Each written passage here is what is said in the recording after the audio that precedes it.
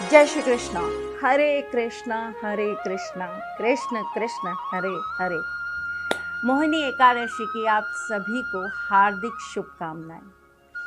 कुछ प्रश्न चिन्ह आज के दिन हम जरूर डिस्कस करेंगे। जैसे लोग मुझसे ये कहते हैं कि एकादशी पर क्या चीज नहीं करनी चाहिए, पूजा में किन बातों का ध्यान जरूर रखना चाहिए।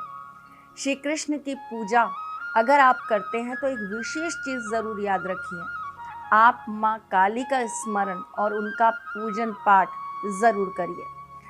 माँ काली के पूजन के बिना कृष्ण पूजा अधूरी होती है।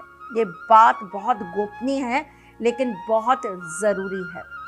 जैसे कि राधा नाम के बिना श्री कृष्ण पूर्ण नहीं होते, उसी तरीके से कृष्ण पूजा माँ काली की पूजा के बिना पूर्ण नहीं मानी जाती। अगर आप श्री कृष्ण की पूजा करते हैं तो कुछ चीज़ों को आपको ज़रूर ध्यान में रखना चाहिए। आपके मन में प्रेम ज़रूर होना चाहिए। आपके मन में प्रेम भाव से भरे भाव ज़रूर होने चाहिए। आपको हर एक चीज़ से प्रेम करना आना चाहिए। प्रकृति की हर चीज़ से आपको प्रेम होना चाहिए और आपको प्रकृति के उद्धार के लिए, जीव जंतुओं के उद्धार के लिए आपको कुछ ना कुछ नियमित रूप से कर्म जरूर करने चाहिए। कृष्ण पूजा में कभी भी काले कपड़े पहनकर पूजन नहीं किया जाता। कृष्ण पूजन में रुद्राक्ष की माला से जाप नहीं किया जाता।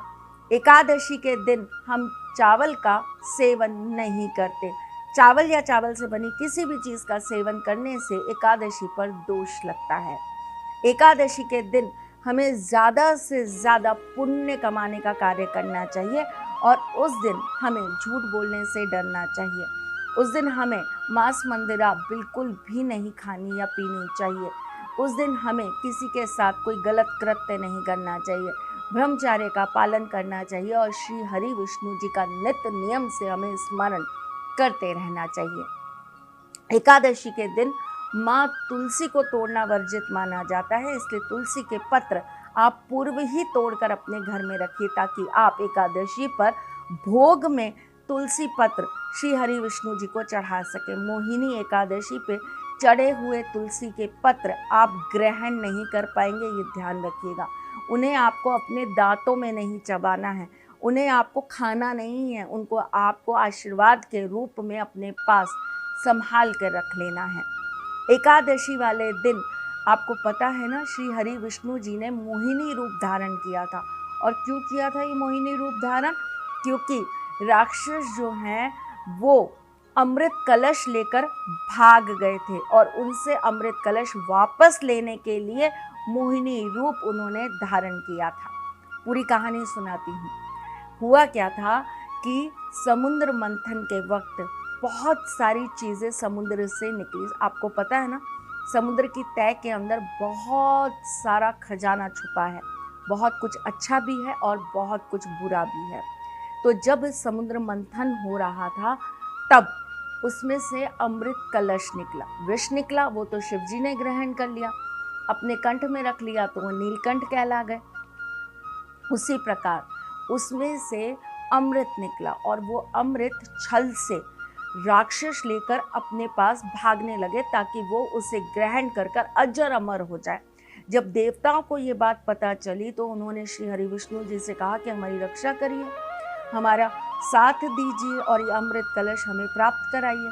तब वो मोहिनी रूप धारण करके राक्षसों के पास गए और अपने रूप से, अपने यौवन से उनको अपने वश में कर कर, आकर्षित कर कर उनसे वो कलश वापस ले आए।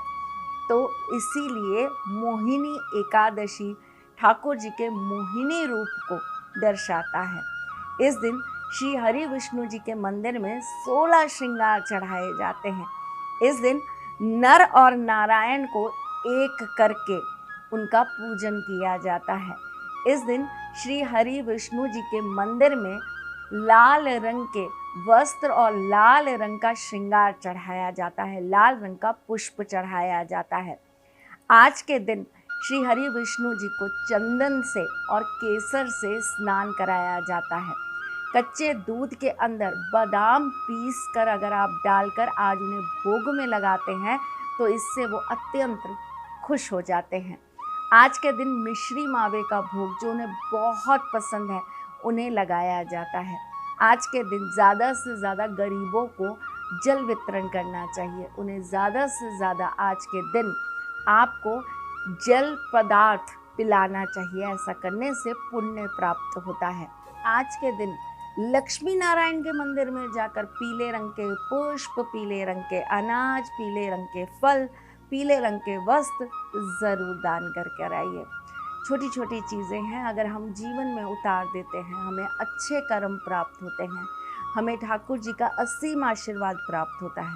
कोई अलग नहीं आया इस दुनिया में, जो आप आए हैं वही हम आए हैं, लेकिन किसी किसी पर कृपा उनकी ज़्यादा है और किसी पर कम।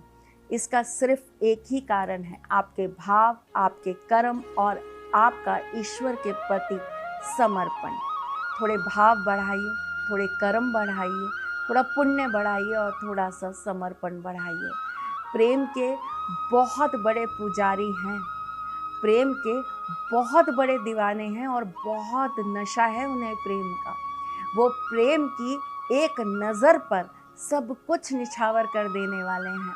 वो एक तुलसी पत्र से पिघल जाने वाले हैं। वो एक अपने भक्त की पुकार पर तीनों लोक एक तरफ कर देने वाले हैं। वो ना अमीर देखते हैं ना गरीब देखते हैं, वो तो बस आपके दिल में अपनी धड़कन में नाम सुनाई दे जाए इस बात के लिए तरसते हैं। वो तो झूठे बेर भी खाकर खुश हैं जी। वो तो सुदामा के लाए हुए कच्चे एक मुट्ठी चावल खाकर भी खुश है जी। वो तो इतने सीधे और साधारण हैं कि वो अपने भक्तों के सिर्फ एक बार श्री राधे बोलने पर ही पिघल जाते हैं। वो तो प्रेम के इतने बड़े दीवाने हैं कि वो अपने प्रेम के आगे दुनिया की किसी भी चीज़ को मायने ही नहीं रखते। उन्हें जहाँ राधा नाम सुनाई दे जाता है वो वहाँ उपस्थित हो जाते हैं। तो ऐसे श्री हरि विष्णु जी को, ऐसे मेरे ठाकुर जी को रिझाने के लिए ओम नमो भगवते वासुदेवाय नमः इस मंत्र का निरंतर जाप करते रहिए।